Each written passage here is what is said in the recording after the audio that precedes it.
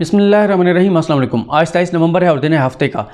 30 नवंबर को Islamabad high court में एक अहम समाअत होने जा रही है, जो कि अंसार अब्बासी साहब, मीशकुल रहमान साहब, आमिर गौरी साहब और राना मोहम्मद शमीम को शोकॉज नोटिस जारी किए गए थे। उनके मतन मैं आपके सामने रख चुका हूँ कि किस शोकॉज नोटिस में क्या कुछ पूछा गया है और क्या उनको कहा गया है, क्या इंकशाफात किए गए हैं। अब इस वीडियो में मैं आपके सामने रखता हूँ अंसार अब्बासी साहब का जवाब। 30 को समाअत होनी है। अंसार अब्बासी साहब अपने जवाब में एक तो उन्होंने अपनी बहुत तारीफ़ें की हैं और खुशामद भी की है तरमिल्ला साहब की। तो वो ये कहते हैं कि उन्होंने ख़ुद को अंग्रेज़ी अखबार यानी दी न्यूज़ का अपने आप को न्यूज़ इंटरनेशनल का सीनियर सहाफ़ी लिखते हुए अपने जवाब में ये मौक़िफ़ अपनाया है कि इससे कबल कि मैं इज़ारे वजूह के नोटिस यानी शोकॉज नोटिस का जवाब दूँ, यह ज़रूरी है कि बतौर सहाफ़ी मैं कानून की हुक्मरानी और अदलिया की आज़ादी के हवाले से अपना कंडक्ट अदालत के सामने शेयर करूँ। इस हवाले से मेरे अपने असूलों में से एक अहम असूल ये है कि मैंने हमेशा अदालतों और उनके फाजिल जजेस का बहुत ज़्यादा इज़्ज़त और एहतराम किया है और मेरा रिकॉर्ड इस हवाले से बहुत कुछ बोलता है। अंसार अब्बासी साहब ने मौक़िफ़ अपनाया है कि फाजिल अदालत यानी इस्लामाबाद हाई कोर्ट ने अस खुद ये मामला उठाया है। अभी तक मैंने और मेरे दीगर साथियों ने किसी वकील की खिदमात हासिल नहीं की, क्योंकि हमें इस फाजिल अदालत पर मुकम्मल एतमाद है। ये ज़रा तरमिल्ला साहब की खुशामद। क्योंकि हमें इस फाजिल अदालत पर मुकम्मल एतमाद है। जिस अदलिया के लिए हमने जद्दोजहद की, इस अदलिया पर हमारा एतमाद गैर मुतज़लज़ल है, क्योंकि इसके नतीजे में हमें बहुत कुछ भुगतना भी पड़ा। अल्लाह से दुआ है कि वो हमें अदलिया के बहादुर जजेस के साथ अदलिया की आज़ादी के मकसद के लिए मज़ीद काम करने का मौका फराहम करे। उसके बाद अंसार अब्बासी साहब ने कहा है कि इस जवाब में लिखा है कि वो इस फाजिल अदालत की तौहीन के हवाले से हर इल्ज़ाम से इनकार करते हैं। अंसार अब्बासी साहब ने मौक़िफ़ अपनाया है कि उनकी खबर जिस पर सवाल उठाया जा रहा है, उनकी वो खबर जिस पर सवाल उठाया जा रहा है, इसकी बुनियाद साबिक चीफ जज गिलगित बल्तिस्तान राना मोहम्मद शमीम का वो बयान हल्फी था, जिसमें उन्होंने साबिक चीफ जस्टिस मियां साकिब निसार के कंडक्ट के हवाले से कुछ इल्ज़ामात लगाए थे। अंसार अब्बासी लिखते हैं कि उन्होंने साबिक चीफ जज गिलगित बल्तिस्तान से रब्ता किया और उन्होंने अपने बयान हल्फी और उसके मतन की तस्दीक की। इसके बाद मैंने साबिक चीफ जस्टिस मियां साकिब निसार से रब्ता किया, तो मियां साकिब निसार ने गिलगित बल्तिस्तान के चीफ जज की तरफ से लगाए गए इल्ज़ामात की तरदीद की। गिलगित बल्तिस्तान के चीफ जज का बयान हल्फी, जिसमें साबिक चीफ जस्टिस का नाम नुमाया तौर पर लिखा गया था, साफ़ती हवाले से खबर थी जिसको ऐसे ही सादगी से नज़रअंदाज नहीं किया जा सकता था और ना ही बयान हल्फी को एक आम आदमी के बयान हल्फी के तौर पर तस्वुर किया जा सकता था। लेकिन यहाँ पर इनको यही कहा था तरमिल्ला साहब ने कि बिल्कुल आप ठीक कह रहे हैं, आप इग्नोर नहीं कर सकते थे, लेकिन आप कम अज़ कम रजिस्ट्रार इस्लामाबाद हाई कोर्ट से तो रजू करते, आप बुनियादी फैक्ट्स तो अपने क्लियर रखते। और फिर आपने जो इस शोकॉज नोटिस में भी आगे उन्होंने कहा है कि उन्होंने खाली जगह छोड़ दी, उस जज के नाम की जगह यानी आमिर फारूक साहब का नाम नहीं लिखा, हालांकि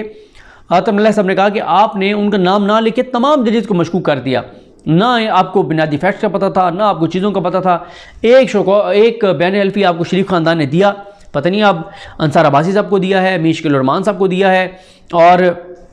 ये बात बहरहाल कन्फर्म है, नून लीग के अपने ज़राए ये कहते हैं, बताते हैं कि मरीम नवाज़ साहिबा ही मुकम्मल तौर पे जहाँ भी राब्ते में थी वो राब्ते में थी। और यही वजह है कि आपको पता है कि मरीम साहबा को पहले पता था ये खबर आने वाली है, क्योंकि एक दिन पहले उन्होंने नवाज शरीफ साहब की तस्वीर लगा के और ट्वीट किया था कि जब आप अपनी ज़िंदगी में बरी होते हैं तो फिर इसकी बड़ी खुशी होती है, इस तरह का ट्वीट किया था। यानी मरीम साहब को पहले पता था कि ये बयान हल्फी जो है वो अखबार में छपने जा रहा है। फिर उसके बाद वो कहते हैं कि मीडिया इंडस्ट्री में बतौर एक मोस्ट सीनियर सहाफ़ी कोई भी खबर रिपोर्ट करने से कबल मैं अपनी इस ज़ाती रिप्यूट और इंटेग्रिटी को मद्देनज़र रखता हूँ, जो मैंने इस पेशे में अल्लाह की मेहरबानी से साल की मुसलसल और सख्त जद्दोजहद के बाद हासिल की है। अंसार अब्बासी साहब ने मौक़िफ़ अपनाया है कि ये खबर फाइल करते हुए मैं मुकम्मल तौर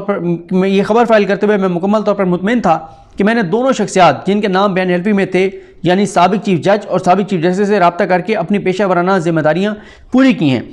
इस पे तरमिल्ला साहब ने उनको यही कहा था कि आपने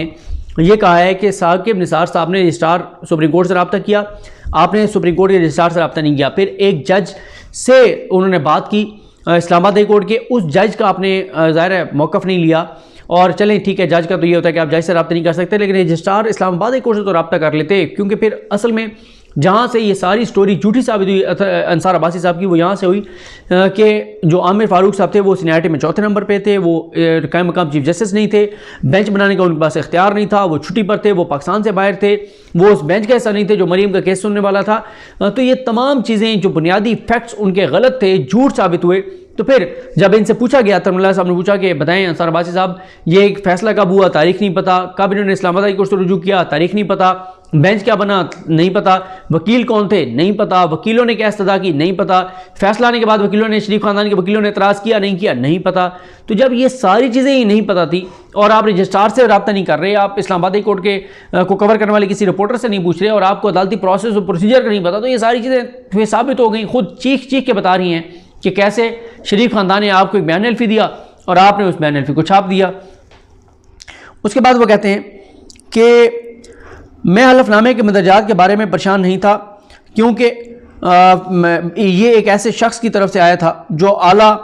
अदालती ओहदे पर फाइज था, यानी मैं कंसर्न नहीं था, मुझे कोई ये नहीं था कि ये ठीक है गलत है, क्योंकि एक बड़े आला ओहदे पर रहने वाली शख्सियत की तरफ से ये था, यानी चीफ जज राना मोहम्मद शमीम, वो राना शमीम जिसका साबित हो गया, उनके अपने बेटे में बता दिया है कि उनके क्या क्या तल्लुकात हैं। और ये भी आप जहन में रखें कि राना शमीम के को जो शकोज़ नोटिस जारी किया गया उसमें जो सवालात उठाए हैं तरमुल्लाह साहब ने कि उनके जुडिशल कंडक्ट के ऊपर, उनके किरदार के ऊपर, उनकी सारी ये जो इंटेग्रिटी और इन चीज़ों के ऊपर। उसके बाद वो कहते हैं कि अंसार अब्बासी साहब कहते हैं कि उन्होंने अपनी खबर में किसी फाजिल जज या हाई कोर्ट का वो नाम भी शामिल नहीं किया जो साबिक चीफ जज गिलगित बल्तिस्तान की बैन हल्फी में मुबैना तौर पर मौजूद था, यानी आमिर फारूक साहब का नाम। वो कहते हैं कि मैं रियासत के अदालती सतून और उसके मुअज़्ज़ज़ जजेस के लिए अपने एहतराम का अयादा करता हूँ। मैं इन गुजारिशात के बाद दरख्वास्त करता हूँ कि मुझे जारी किया गया शकोज़ नोटिस वापस लिया जाए, और ये उन्होंने 25 नवंबर को अपना जवाब जो है वो जमा कराया है। गो कि आप देख रहे हैं इसको तरमुल्लाह साहब ने, लेकिन ये अब बड़ा कम्प्लिकेटेड मामला है जिस पे इतना अदलिया को बदनाम किया गया और फिर साबित भी हो गया इस सारे मामले का। अच्छा, अब इसमें एक और चीज़ मैं आपको साथ बताता चलूँ कि अंसार अब्बासी साहब के 2 वीलॉग्स लुबिल बाब भी आपको बता दूँ, क्योंकि अंसार अब्बासी साहब की बात हो रही है। एक तो अंसार अब्बासी साहब ने इसके ऊपर वीलॉग किया है, मैं इसलिए हवाला देता हूँ अंसार अब्बासी साहब का, सलीम साफ़ी साहब का, नजम सेठी साहब का, कि इन पे शरीफ ख़ानदान को बहुत एतमाद है। तो वो ये कहते हैं अंसार अब्बासी साहब के जो इमरान खान हुकूमत के बारे में ये तासुर था कि सिविल मिलिट्री इख्लाफात हैं, लड़ाई है, इमरान खान की हुकूमत घर जा रही है, तो वो कहते हैं ऐसी कोई बात नहीं है। और दूसरा उन्होंने ये कहा है कि जो ये एक बात उन्होंने कहा, हाँ ये उनका ख्याल है, उनकी खबर है, उनका एनालिसिस है कि फ़ौज न्यूट्रल ज़रूर हो जाएगी लेकिन फ़ौज इमरान खान की हुकूमत के ख़िलाफ़ कोई साजिश नहीं करेगी। दूसरा, अंसार अब्बासी साहब भी यही बात कह रहे हैं कि शरीफ ख़ानदान की, यानी मरीम के और नवाज शरीफ के जो लबो लहजा है फ़ौज के बारे में, इदारों के बारे में, उसमें नरमी आ रही है और अब ये उस तरह से फ़ौज को टारगेट नहीं कर रहे जैसे नवाज शरीफ ने गुजरांवाला में किया था, जैसे 20 सितंबर को किया था, जनरल बाजवा मैं तुम्हें ये कर दूँगा, फैज़ तुम्हें ये कर दूंगा। वो अब ज़बान, वो लबो लहजा, वो गरज बरस नहीं है और वो ये समझते हैं कि उनकी जो टोन है वो मध्यम हो रही है। और दूसरी तरफ फिर आप इसको साथ मिला के अगर, और साथ वो बरसे भी हैं अपोजिशन के ऊपर, पीडीएम के ऊपर, कि इनकी कोई हिकमत अमली नहीं है, कोई लाएमल नहीं है, कोई इनका तरीका नहीं है, हुकूमत को नायल निकम्मा कहते हैं, ये खुद नायल और निकम्मे हैं। और फिर ये भी कहते हैं जो अंसार अब्बासी साहब हैं कि बहरहाल ये तब्दीली आ रही है इनके मौक़िफ़ में नून लीग के इस्टेब्लिशमेंट के हवाले से। तो ये कुछ चीज़ें जो मैंने कहा कि आपके सामने रख दूँ कि इस वक्त मुसलसल पीडीएम के हामी या जिनको पीडीएम न्यूट्रल साफ़ी समझती है वो सब इस वक्त ये कह रहे हैं कि पीडीएम और नून लीग डील की कोशिशें कर रहे हैं फ़ौज के साथ, और देखते हैं इनको डील मिलती है या नहीं मिलती। तो ये कुछ डेवलपमेंट्स थी, मुझे अपनी दुआ में याद रखें। अल्लाह की हम सब काम में नासरो। अल्लाह हाफ़िज़।